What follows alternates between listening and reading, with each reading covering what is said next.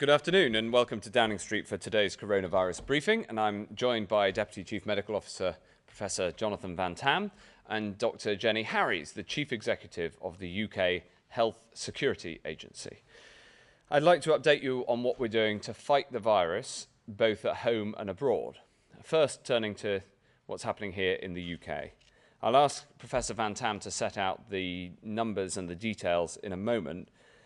But overall, hospitalizations and deaths remain very low, meaning that we've been able carefully to take away more restrictions this week as we've taken step 3 of the roadmap. But we must proceed with vigilance and everyone taking personal responsibility. We've always known that one of the things that has the potential to knock us off track would be a new variant. That's why we made the presence of a new variant that could do that one of our 4 tests when we set out the roadmap, which is the tests we must pass before going down each step of the roadmap. The early evidence suggests that the B1617.2 new variant, first discovered in India, passes on more easily from person to person than the B117 variant, that was first discovered, of course, in Kent. But as the Prime Minister said at lunchtime, we have increasing confidence that the vaccines are effective against it. That means that our strategy is the right one, to carefully replace the restrictions on freedom with the protection from the vaccine. What it means is that it is even more important that people get vaccinated. As I've reported to the House of Commons, there are now 2,967 cases known of this variant in the UK. And we are determined to do all that we can to ensure this new variant doesn't put our recovery at risk. So we've acted fast to guard the gains that we've made together. We now have an incredibly sensitive biosecurity surveillance system here in the UK. And I'm going to set out a couple of new details about that in a moment. This surveillance system spotted the cases in Bolton and in Blackburn early, and through surge testing and increased vaccinations, we're throwing everything at it there. The weekly case rate in Bolton is now 283 per 100,000, and it's doubled in the last week. There are now 25 people in Bolton Hospital with COVID. The majority are unvaccinated. Nearly 90% have not yet had 2 vaccines. This shows the importance of getting vaccinated, not once, but twice. So when you get the call, get the jab. Almost 14,000 vaccines have been given in Blackburn and Bolton since Friday, and over 26,000 doses have been given in the last week, the highest weekly total in these areas. We've also surged testing and delivered 75,000 extra tests to these 2 areas, and we're using 12 testing sites and a 100-strong team going door to door. But these are not the only areas where we have a cause for concern. We're seeing other cases where rates are rising and where we need to act fast, as we have in Bolton and Blackburn. We know that this playbook that we're using in Bolton and Blackburn worked in South London against the South African variant, where we had a series of cases of the South African variant, and we brought that under control. And we've used our extensive surveillance system and new techniques to identify the areas we're most concerned about. We, of course, look at the number of cases, we look at the number of identified variants, and we look at hospitalizations, and we publish all of these data. But we're now also able to use 2 further tools. Mobility data shows travel patterns in different areas, and we look at this in deciding where the virus is at risk of spreading. And next, we also analyze wastewater in 70% of the country, and we can spot the virus and the variants in the water. And that can help us identify communities where there's spread. As a result of all this analysis, we're now surge testing and increasing vaccinations in Bedford, Burnley, Leicester, Kirklees, North Tyneside and Hounslow in London. And we're also supporting the Scottish Government, who are taking similar action in Glasgow and Moray. What this means in practice is putting in more testing sites, and on vaccinations, making more vaccinations available to everyone who's eligible.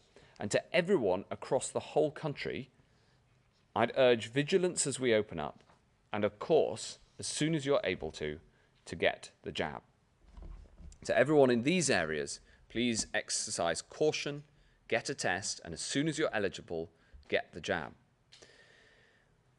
As we carefully replace this shield of restrictions with the sword of the vaccination program to give us protection for the long term, we keep driving the vaccination program as fast as we can. I'm delighted to say that as of midnight last night, 7 out of 10 adults in the UK have now had their first dose. That's 7 in 10 people who have a big degree of protection against the virus. I'm also delighted that almost 4 in 10 have had the extra protection that comes from having 2 doses. And I'd like to show you a chart which puts this into context and shows this protection across the country, and also to help explain why we've taken the decision to change our dosing interval from 12 to 8 weeks for the most vulnerable. This chart shows the proportion of people who've had the jab according to age group. Green bars represent people who've had 1 dose, blue bars represent people who've had 2. And as you can see from the amount of green, uptake of the first dose has been phenomenally high. And we followed the strategy of getting first doses to as many people who are vulnerable to COVID as possible, as quickly as possible. And for that, read the over 50s in particular. Now, you can see the very, very high uptake rates, and we're incredibly proud of how much people have stepped forward. But there's still a little bit of a gap between the green bars and the 100%. And what the experience of Bolton shows is it's incredibly important that we get vaccination even to the final few percent and encourage that take-up. And then the blue bars show the second doses, and we can see that the uptake of the second doses has been incredibly high too. But again, there's a little bit of green showing, and we need to get the blue bars, the second doses, up to everybody who's had the first dose. And of course, as you go down the age range towards the left of the chart, fewer people have had 2 doses because it has been less time since they had the first dose. This is why getting the second dose in to those who are most vulnerable to ending up in the hospital and dying of the disease is so important. Academic studies have shown that this decision to have 12 weeks between the first 2 doses has saved around 12,000 lives. But that uptake, those figures are not yet 100%, and we will not rest until we get them there. And crucially, this acceleration now of second doses for the over 50s, for the most vulnerable, is all about getting the maximum possible protection for those at greatest risk. And while we deliver on the first and the second doses, we're also working on our booster program too, and I just want to update you a little on that. This is all making sure that the vaccines stay ahead of the virus. This includes new vaccines specifically targeted at variants of concern. I'm delighted to be able to announce a new clinical trial backed by £19 million of taxpayers' money to look at the use of current COVID vaccines as booster vaccines and to see what combination and what part they can play in keeping us safe for the long term. And you can sign up to be part of this trial on www.covboost.org.uk. This will be the first clinical study in the world to look at the impact of a booster jab. And I'm very pleased that we're leading the way with this scientific endeavour, just as we have done so many times in this crisis. Take, for example, the huge advances we've made in genomic sequencing. Today, we've published our Genome UK implementation plan for how we can build on this genomic science even further, including our commitment to sequence 1 million whole genomes. And I want to thank all the scientists and all those at Genomics England who've been involved in delivering this, which has also, through their genomic work, played such an important part in our tackling the pandemic. Genomics saves lives. We learnt that through this pandemic so clearly, and I'm determined that the UK stays at the forefront of this scientific endeavour as well. We're not just focused on the effort at home, and so a few words about how we're working to protect people all around the world. We've donated over £500 million to COVAX, which has now delivered life-saving COVID-19 vaccines in 120 countries and territories. But, and I really want to stress this point, over and above our cash commitment, the UK has probably done more than any other nation to help vaccinate the world's poorest. And that's thanks to the gift to the world of the Oxford AstraZeneca vaccine, which is available at cost, no charge for intellectual property. We invested, the British government, Oxford University and AstraZeneca, the three of us, we invested in the research and came together to develop and deliver this vaccine at cost for everyone. And for context, in terms of the scale of the impact of what we've done here, almost 1.5 billion vaccine doses have now been injected across the world. More than 400 million of them have been the Oxford AstraZeneca vaccine. And in total, the Oxford AstraZeneca vaccine has been now delivered in 160 countries. 2/3 of this 400 million doses, 2/3 have been injected into the arms of people in low and middle income countries, including, for instance, 170 million in India, where they've been obviously so badly affected by this virus.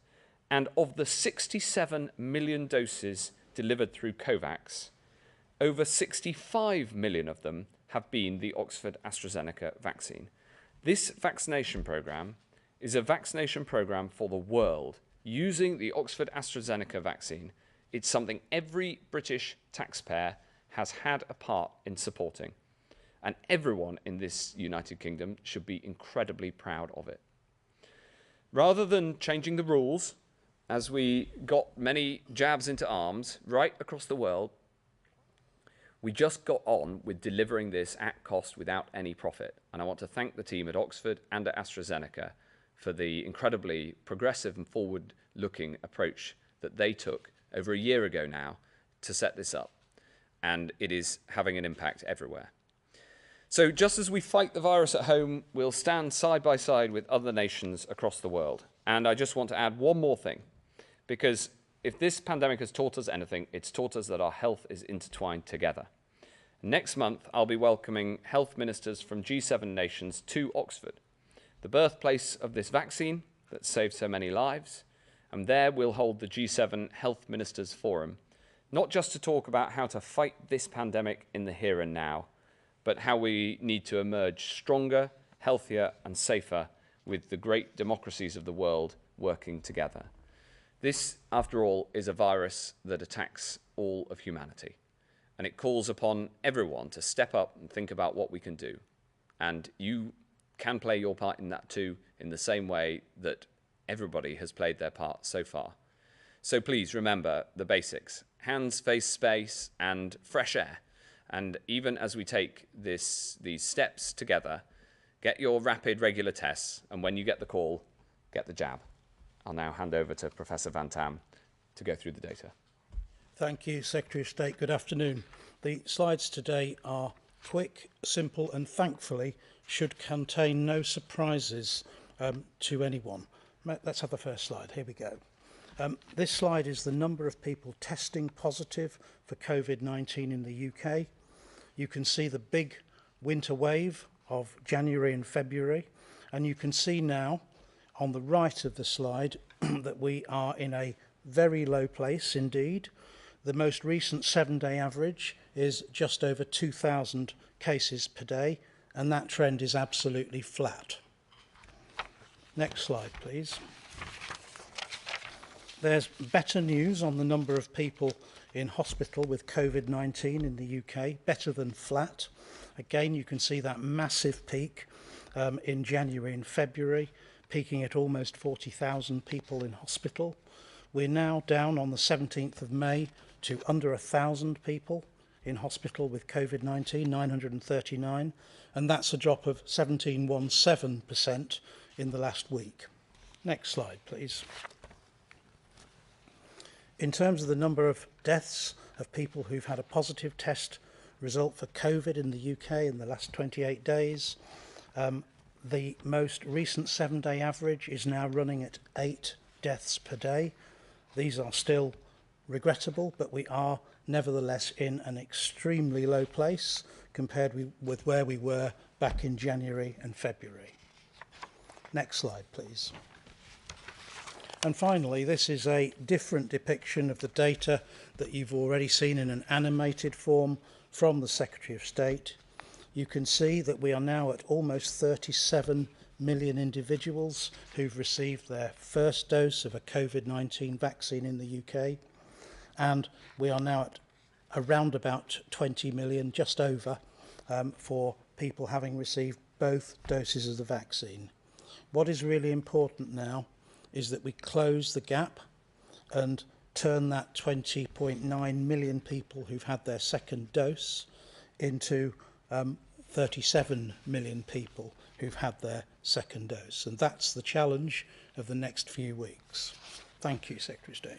Thank you very much, Professor Van Tam. We're now going to go to questions from the public and then questions from journalists. And the first question from the public by video is Helen from Manchester. Helen.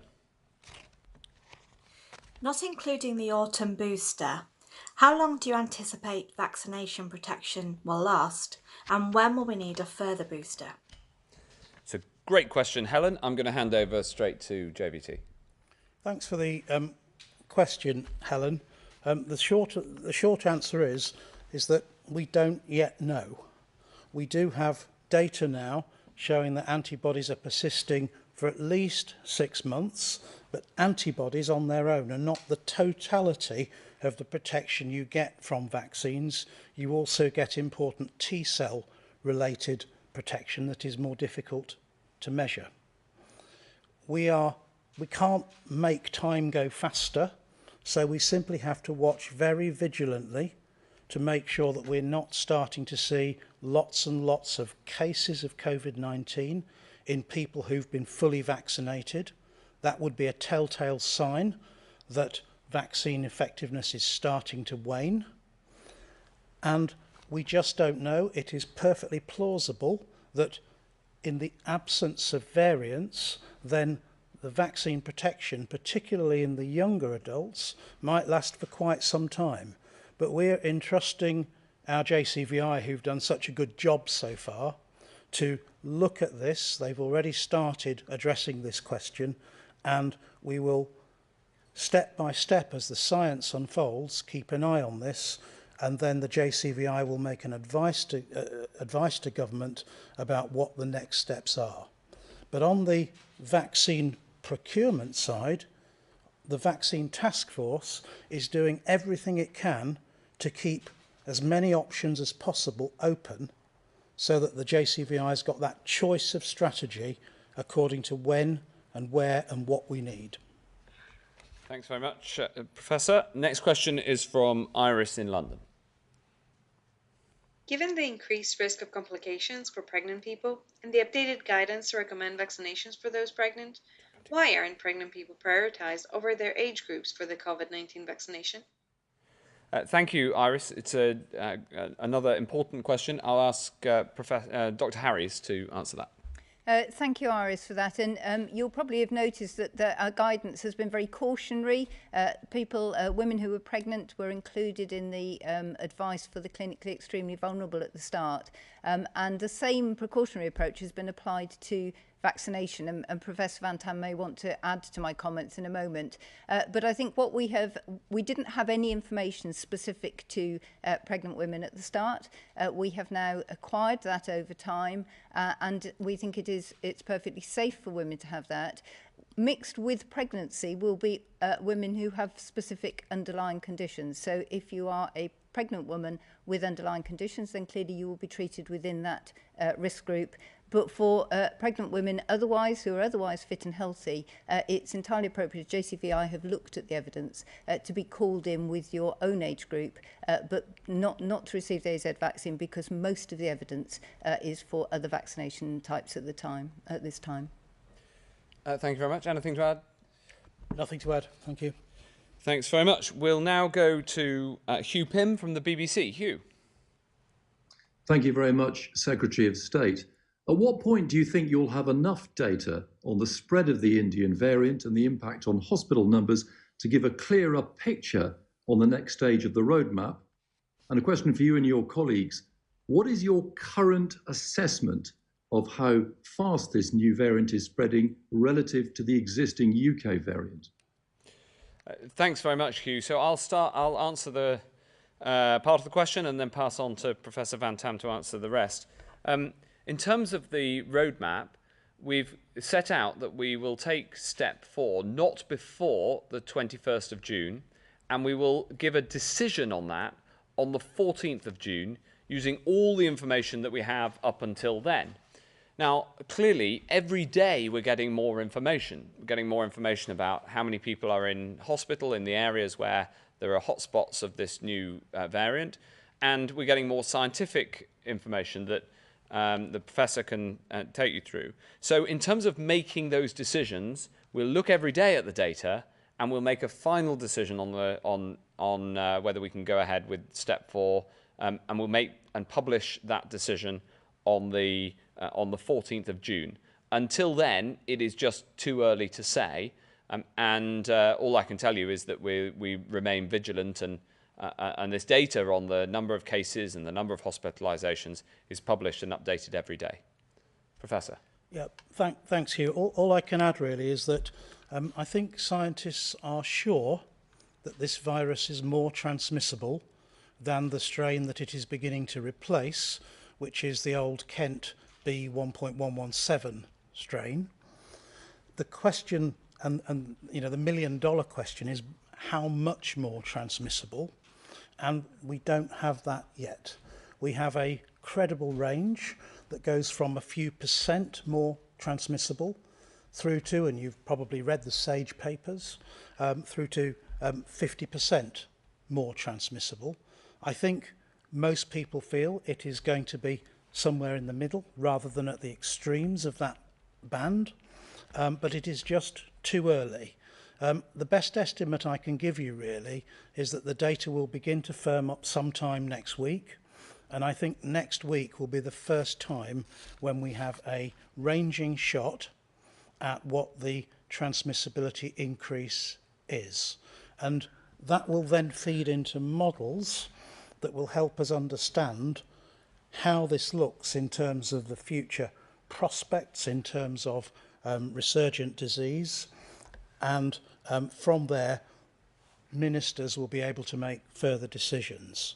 But what I can say in the meantime is that I pitch this personally as a straight race between the transmissibility of this new variant. That transmission is not inevitable. People can slow it down through cautious behaviour.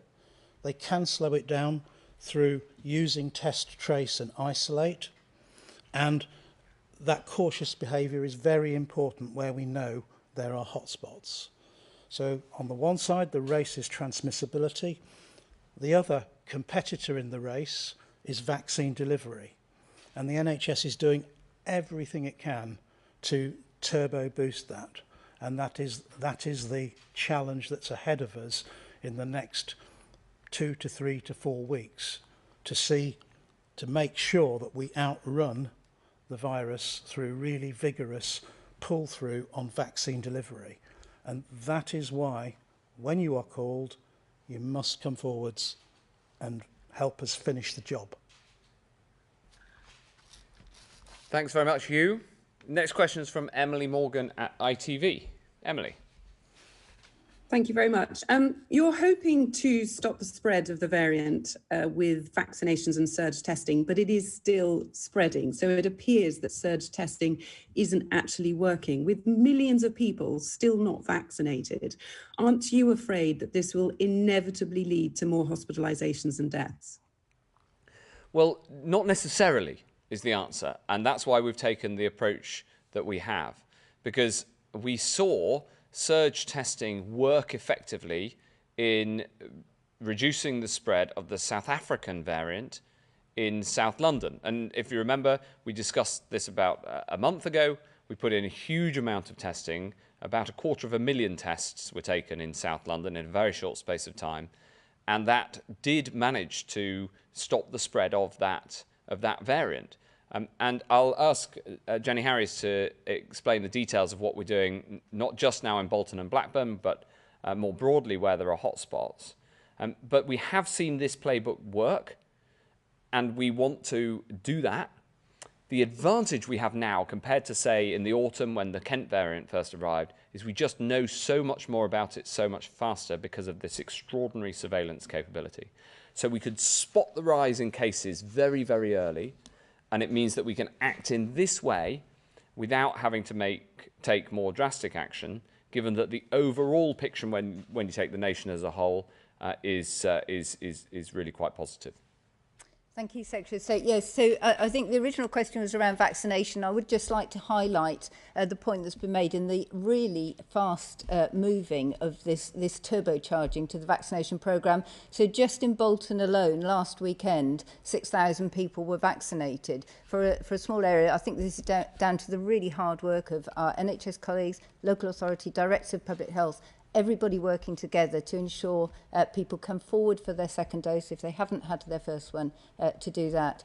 But in terms of what we're doing, as the Secretary of State has said, we are in a completely different place to where we were last year. Our genomics testing is probably the best in the world. We're donating 30 to 40% of GISAID tests, so we're showing the world what we're doing and actually giving other countries information about the variants which are arising. And with that very precise testing, we can follow backwards, follow up chains of transmission, undertake very enhanced contact tracing, so people are going using shoe leather to going door to door, working in these areas to support individuals, increase the testing capacity, so for example bringing testing into schools again so that we're sure that people are able to do the test properly and support them to do that, and then supporting individuals with isolation. So there are flexibilities about financial support in many areas to allow people who might otherwise be worried about being able to afford to isolate to be able to stay out of circulation and therefore decrease the transmission risk. So I think although there are a lot of cases, we actually have evidence. So Sefton, for example, has done a brilliant job recently with the rise in cases of the variant of this variant, and actually that has now plateaued and is starting to come down again. So it is not a game lost at all. It's very much one to fight, and there are huge resources and huge amounts of effort, particularly from the public, in all of these areas, and we should continue to do that. I mean, I just add, reflecting on Dr. Harry's answer and your question, I just add one thing, which is, this is on all of us again. We are masters of our fate. By taking the tests in one of these areas, by coming forward and getting vaccinated, by behaving with caution, and we all know the things that we need to do, especially outside is safer than inside, and wearing masks, we can get this under control. But again, it is something for us to do as a community, and in particular in the areas where we're seeing the faster rise. Yeah. JVT. I just want to add and pick up on your comment that we're hoping to stop the spread with vaccines. Yes, of course we are, but on their own, they will need support from people being cautious and from the test, trace and isolate. I've said it many times at this podium. I've said it to probably countless patients that I vaccinated with the first dose. Please remember it's going to take probably around 21 days for you to have some protection from your first dose of vaccine. Now, thankfully, with the second dose, we would expect that enhanced protection from the second dose to kick in much quicker. but still with a delay and probably 7 to 10 days delay. And that helps explain why it's so important now that we push on and get as many second doses into people as possible. Thanks very much indeed. Next question is from Kathy Newman at Channel 4. Kathy. Secretary of State, you spoke about standing side by side with other nations in the world. But tonight we're reporting on the Treasury's insistence that any COVID-related help that your department gives to countries like India has to come out of the UK government's overall international aid budget. Would you like the Chancellor to reconsider that? Well, of course we're helping other countries around the world, including India. And of course it counts as overseas development aid because it is. But what I'm really pleased about is that we've been able to support India so much already. We were the first country to put in support, and I've been talking to my Indian opposite number. We've engaged on what they need. We've engaged, for instance, on an offer of PPE, but they have not asked for PPE. What they have asked for is support with oxygen, and so we've sent in oxygen concentrators and machines that generate oxygen to be able to support their hospitals, and we've been able to do that within our aid budget and working with our colleagues right across the UK. So we've been able to deliver support for India. But as I said in my opening remarks, you know, the biggest thing that the UK has done for the whole world, including India, is by developing and deploying the Oxford AstraZeneca vaccine at cost.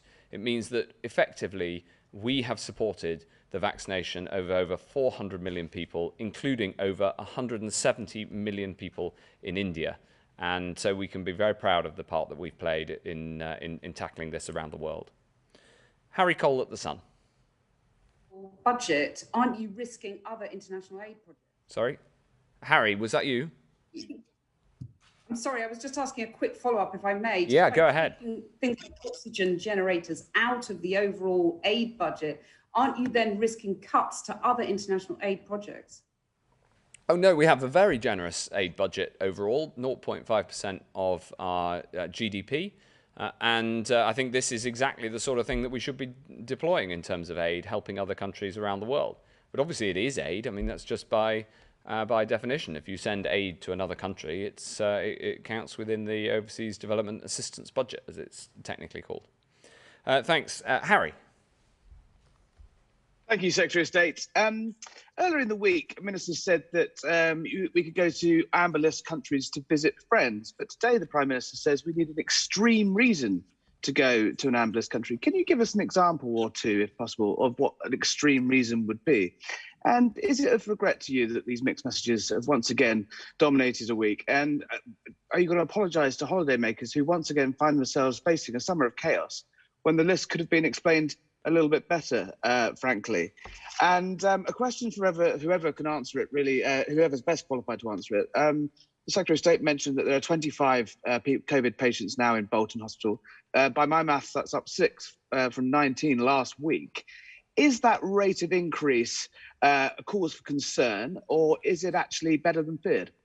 Thanks very much. I'll ask Dr. Harris to answer the second question. On the first question, we've been absolutely straightforward about this, and the thing is, I think that the public get it and understand. If you look at what the Prime Minister said last week, what I said at the weekend, what I said in the House on Monday, what the Prime Minister said at lunchtime today, we've been absolutely crystal clear that you should not go to an amber or red list country on holiday. You should only go in exceptional circumstances. You asked for examples.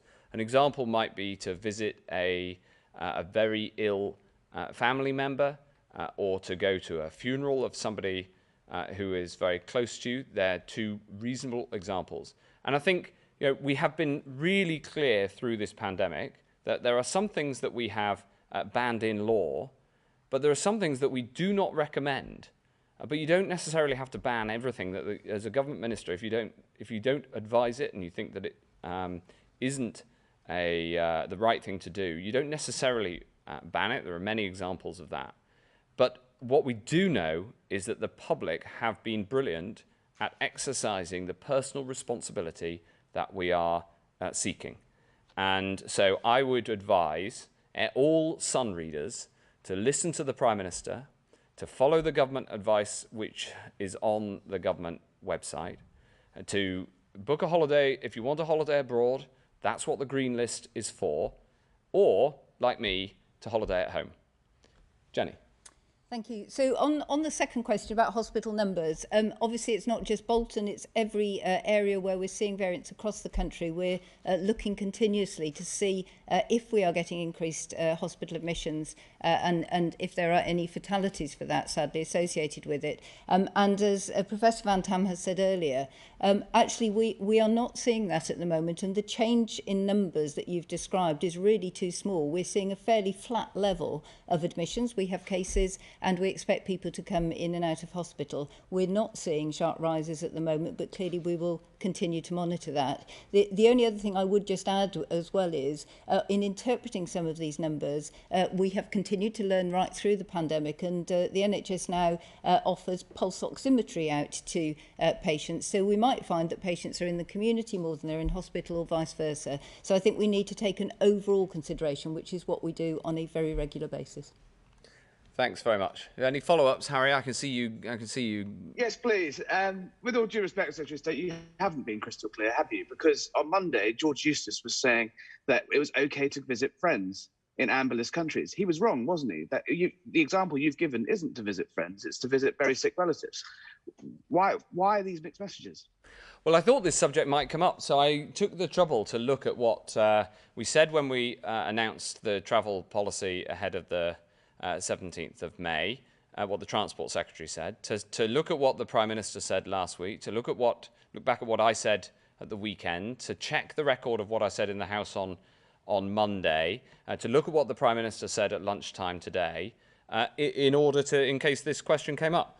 And you'll be glad to know that all of those statements were completely consistent and consistent with the advice on the gov.uk website. And that is that if you go to an amber list country, when you come back, you have to go through the testing regime with 3 tests, you have to quarantine, and I can tell you that we have, in the last week, done 30,000 home visits to check that people are quarantining.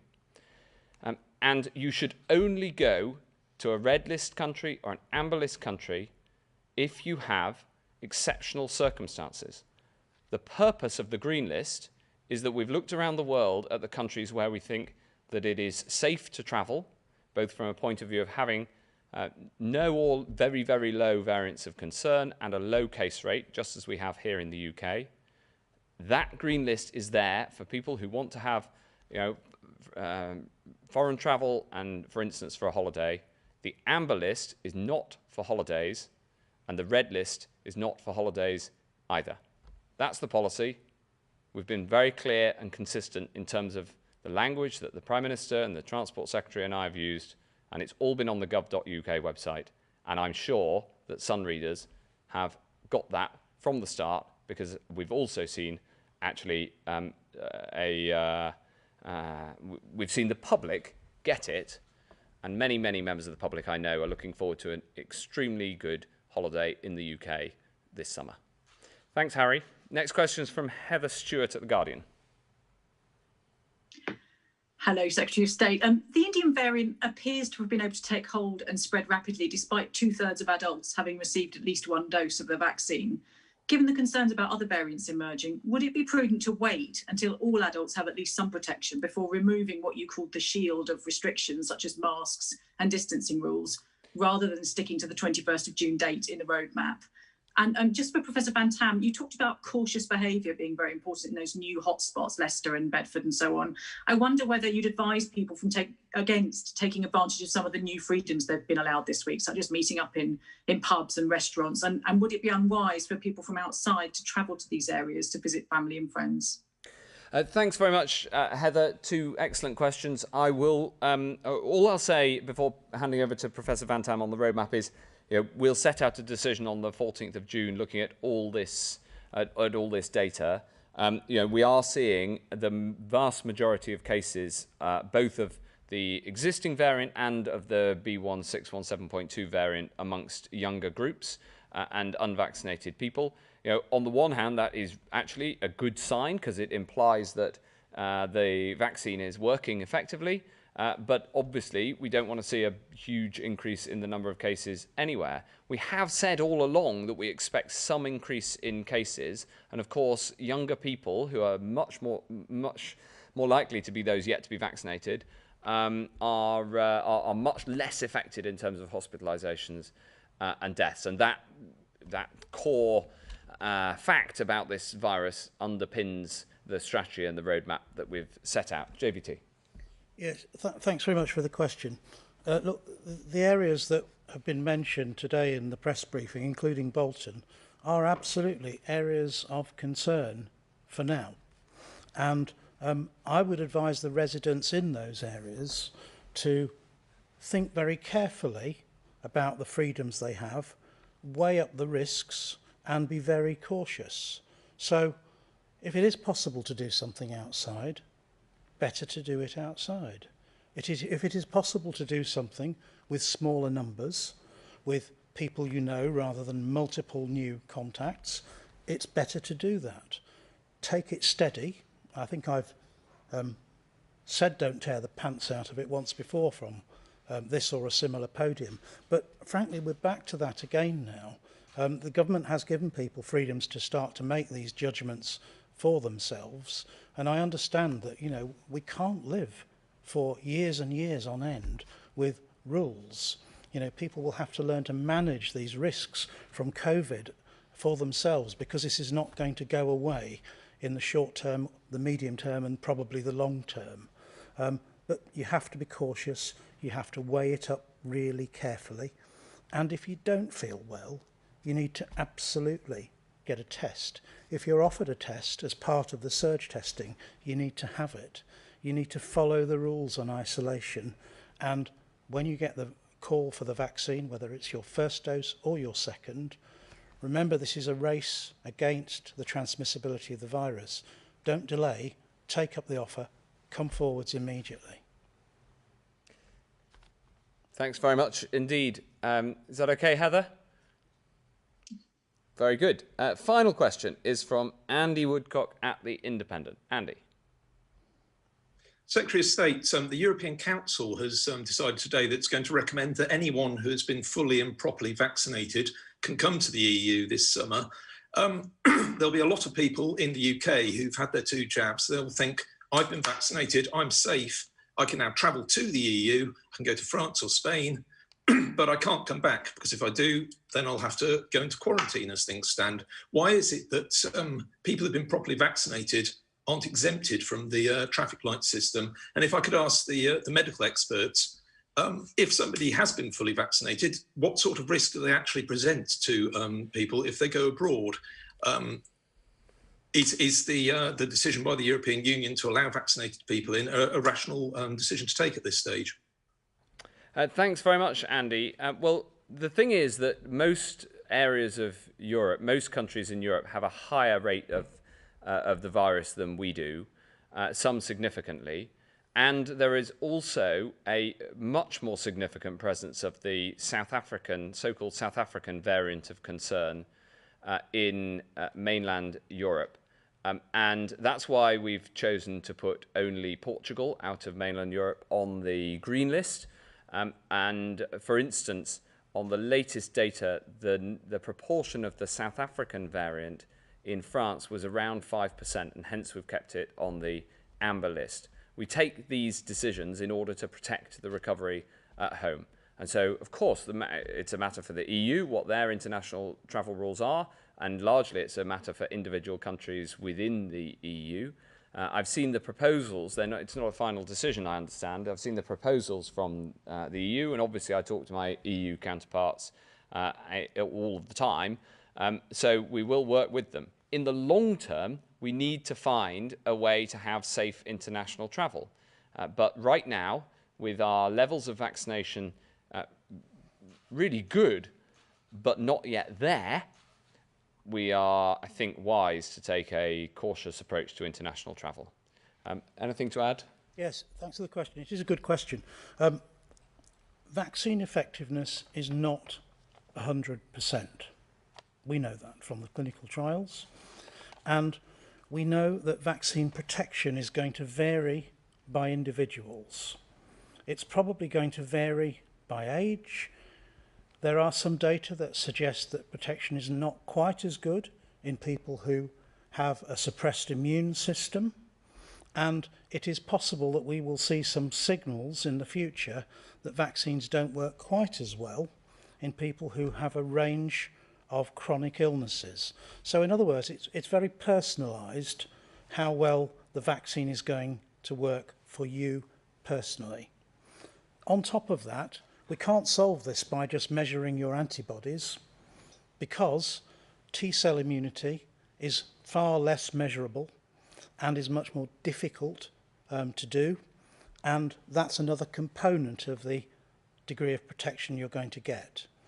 And then I think we can be very clear that when or if a vaccine fails to give you the maximum amount of protection that you were hoping for, and what it says on the tin as it were, then the things that are going to go first are the vaccine's ability to protect you from infection and to stop you from transmitting it to others. The things that will go last are the vaccine's ability to stop you getting into hospital, having severe disease and dying. They're the bits that we think, are generally the strongest, even with a weaker vaccine. So from that perspective, the bit that fails first if a vaccine's not 100% is its ability to stop you getting infection and transmitting to others, even if it would still keep you out of hospital and stop you from dying of COVID. So that's a tricky nuance in terms of the argument that just because you've had vaccines, it's entirely safe to go abroad. Everything is relative. And the other bit of relativity is whether you're, when you go abroad, jumping into a pond with one shark in it or jumping into a pond with 100 sharks in it. It changes the likelihood that you're going to get bitten. And the disease levels in these different countries that are potential destinations are all very different. And as we've just laid out, some of them still have quite high levels of disease activity compared to the UK. So I think it's a fair ambition. I think it's a good aspiration, but I think we have to move very cautiously and find our way forwards carefully on this. Well, there you are, Professor Van Tam's theory of relativity. Anything to add, Dr. Harris? Just to say that the variant that we're looking at now, the B1617.2, we think has been detected in 48 countries to date, 44 of those confirmed on GISAID, which is the international library, if you like. And it just goes to show how many different variants are out there. And we've just had a conversation about understanding the vaccine effectiveness against that variant and waiting for the information. So I think we still have a lot to learn. But as Professor Van Tam said, a good aspiration and ambition. Thanks very much indeed. That concludes today's coronavirus briefing from here in Downing Street. Thank you.